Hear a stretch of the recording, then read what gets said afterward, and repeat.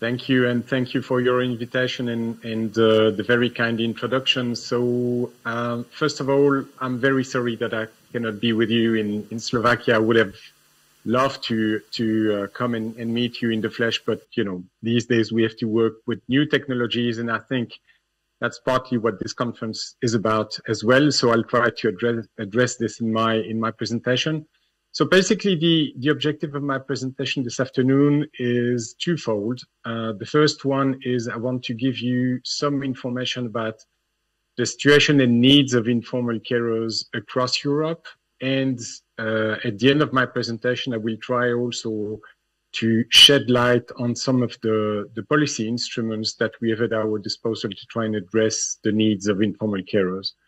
Obviously, in doing so, I will also try to give you some information about what we know regarding informal carers in Slovakia and the measures that are available to them to improve their situation. And I will also say a quick word about the potential added value of new technologies to support informal carers. Speaking about technology, let me try and share my screen now to see if it works. Let's see. So yeah, you can see my presentation, which is great.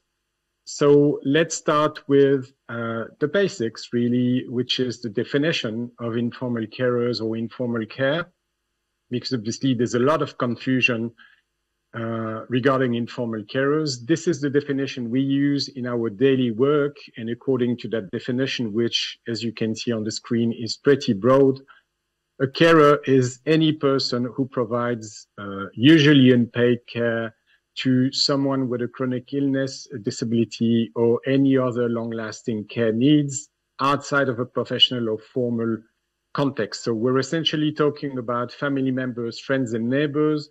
Why usually unpaid? Because nowadays in some countries, informal carers may have access to some form of financial support, but usually that financial support is extremely symbolic. It's very limited and certainly not up to the level we'd like it to be.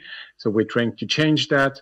And why any other long-lasting care needs? For example, you know, we also deal with informal carers who take care of someone with a dependency, among other issues. So as I was saying, the first step when trying to address an issue, any challenge, is really to define it. And as far as we know, when it comes to Slovakia now, there is no specific legislation in Slovakia explicitly defining what informal care is. There's a few arrangements where informal care is kind of mentioned, but there's no real detailed definition of what informal care or informal carers is. And obviously, this is something that really needs to change if we are to try and address the needs in the situation of informal carers in the country. But I'm sure my colleagues later on will say a bit more about this in the next session. How many carers are there in Europe? Based on the data collected by an EU agency, so, you know, it's difficult for European policymakers to, let's say, challenge these figures because that comes from an EU agency itself. And the agency in particular is Eurofound. Some of you may know it. It's based in Dublin, and it's the EU agency dealing with living and working conditions in Europe. So according to Eurofound, at least 44 million people above the age of 18 years provide informal care more than twice a week. So that's a pretty significant number. But from our perspective, probably one of the most important elements in the data is at least 44 million people. So even though we're talking about already 12% of the EU population on average, this is a minimum. We actually evaluate the number of informal carers to probably between 50 million and 100 million people in Europe. So it's an even bigger proportion of the European population. Certainly a population that policymakers cannot or should not disregard. Based on the same data collected by Eurofound, the prevalence of informal care in Slovakia amounts to 8.8% of the population, so adult population, which is equivalent to a bit less than 500,000 people. But once again, we strongly believe that that figure is underestimated for various reasons. The first one is the lack of good quality data, not only for Slovakia, by the way, but for a majority of member states. So we are working closely with the European Commission to try and encourage member states to collect better and more comparable data regarding the situation needs of carers across the continent. The second reason is, compared to other European countries, formal long-term care services in Slovakia are not as well developed as in, other member states. And the main weakness of Slovakian long-term care systems, professional long-term care systems, include the inadequate funding and resources, the limited availability of services, the uneven quality of care across the country, and also the lack of integration between different levels of care and between healthcare and social care.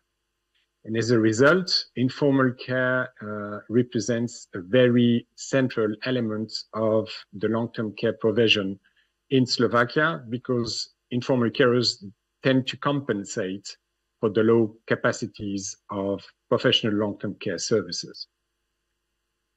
Another argument that we often use in our communication towards policymakers, which we believe is extremely convincing, certainly it's been very convincing in the last few years, is the economic argument.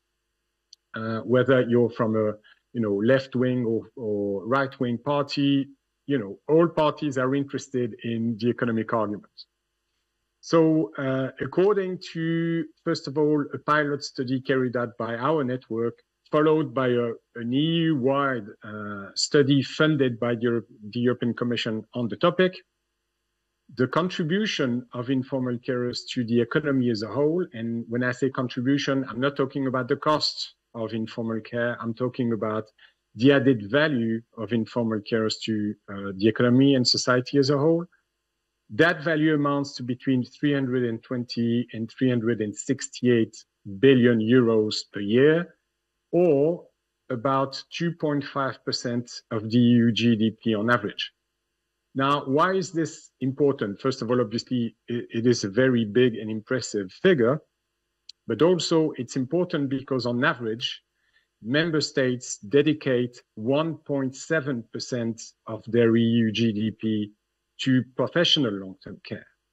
This means that the value of informal care, the contribution of informal care to the economy far exceeds the budget devoted by member states to professional long-term care. In other words, without informal carers, our systems would collapse.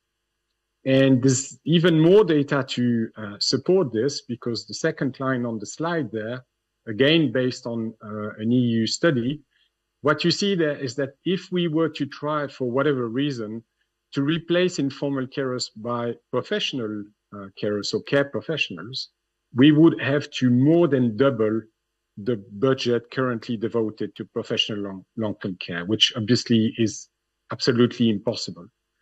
So there is absolutely no way around informal care if we are to preserve the values of universal access to good quality long-term care in Europe.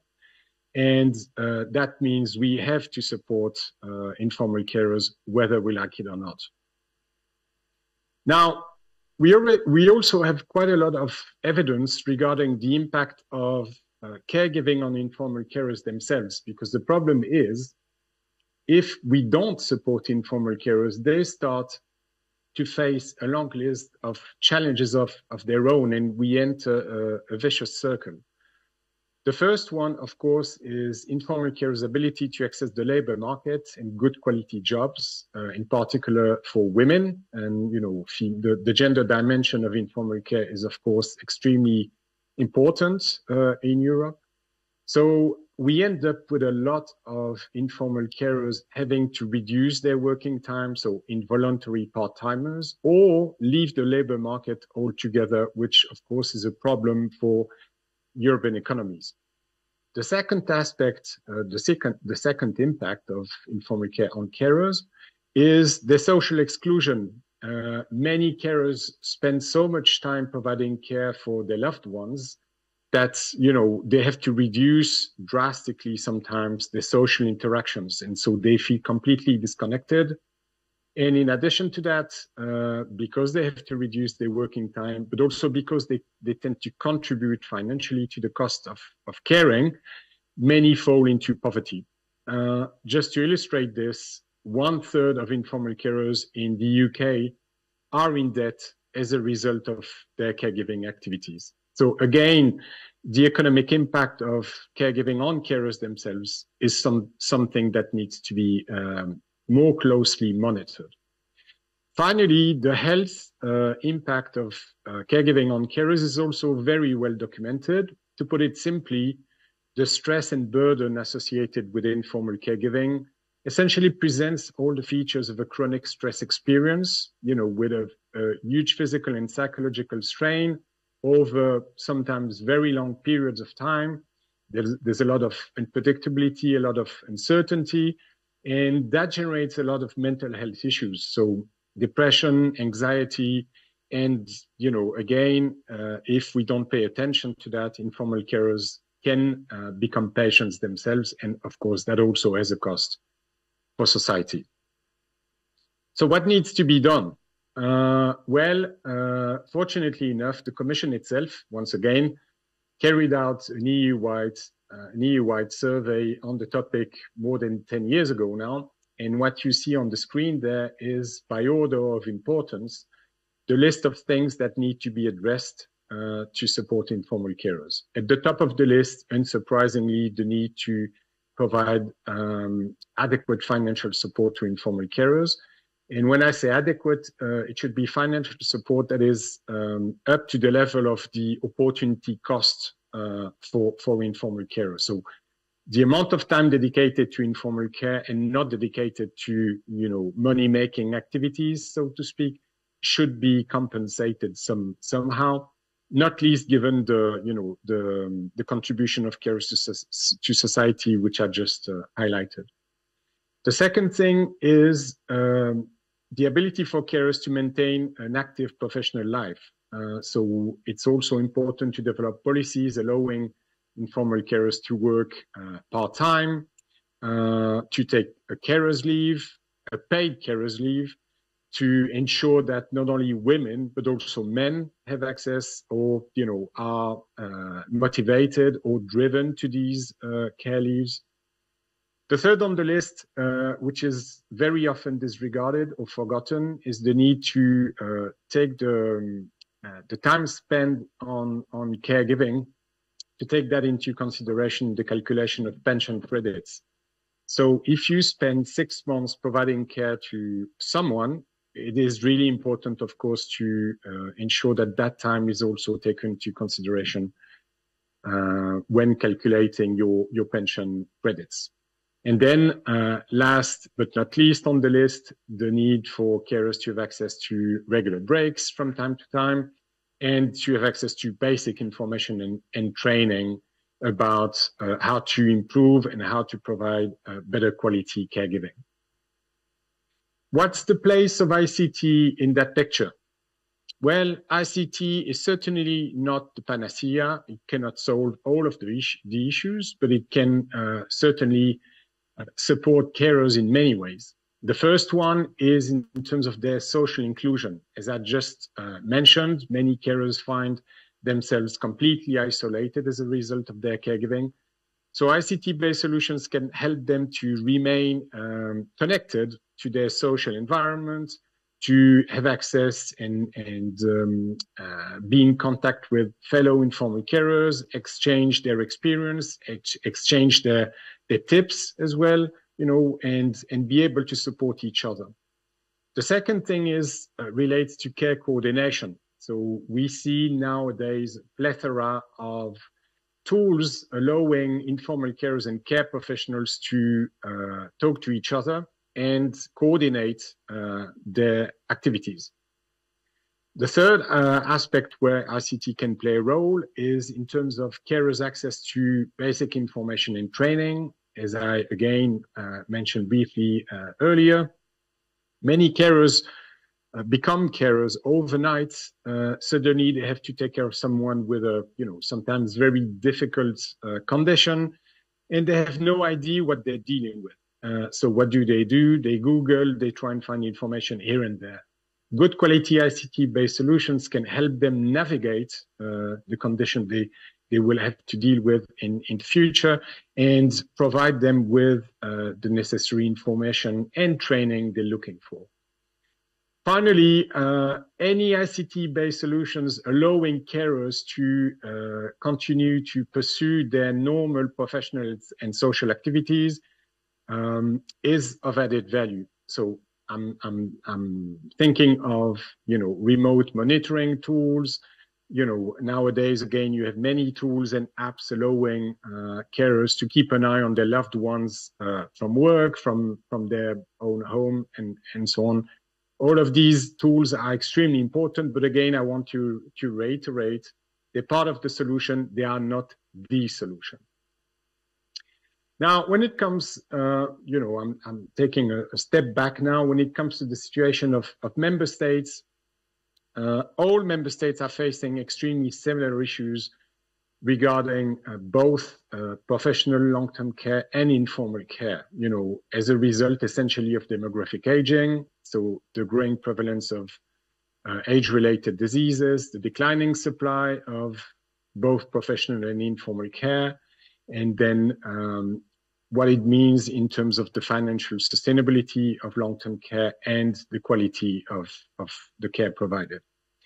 On this graph, you can see where Slovakia is located in the, let's say, in the map of countries according to the three main challenges related to long-term care. At the top of the triangle there, you can see the coverage of long-term care. So to what extent can people in need of care, can they access long-term care in their country?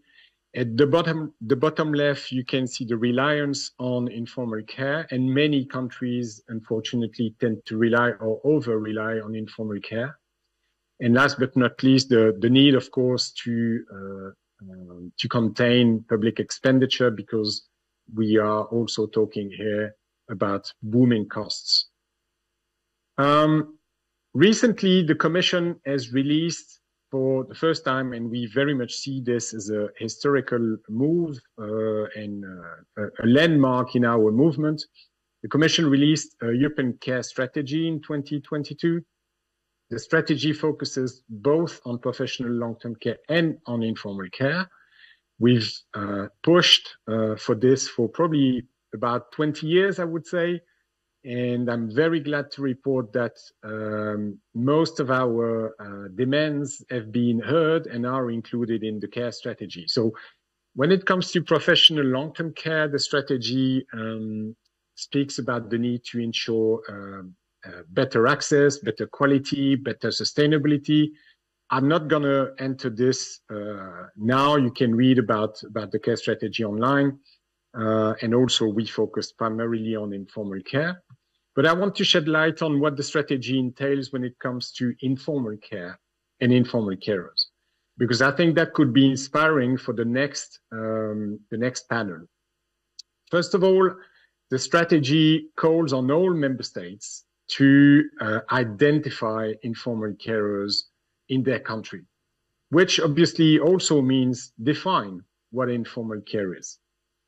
Secondly, the Commission also asks member states or encourages member states to strengthen the interface between informal care and professional care.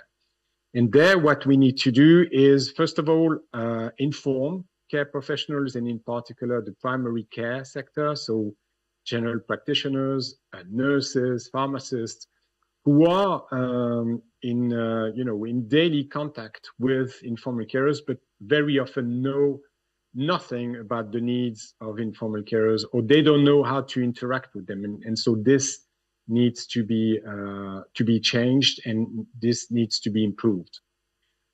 The Commission also encourages member states to develop training, counseling services, healthcare, including health promotion and disease prevention, psychological support, and respite care, so the ability to take a break for informal carers. So essentially, the portfolio of support measures that informal carers so much need. So that invitation should be underlined, is also accompanied by access to EU funding for member states and NGOs, but all actors really. So there's money attached to the implementation of the strategy. And last but not least, the Commission also calls on member states to develop adequate financial support for informal carers. So as you can see, the strategy offers a lot of promises, a lot of potential for informal carers. But now the next step is, it is up to member states to implement the strategy. So I very much hope that the Slovak government will translate the strategy into action. And I have no doubt that my colleagues and in the next panel will discuss that as well and accompany that process. Thanks a lot for your attention. I'm happy to answer any question you may have. And of course, you can find more information about our work on our website. Thank you.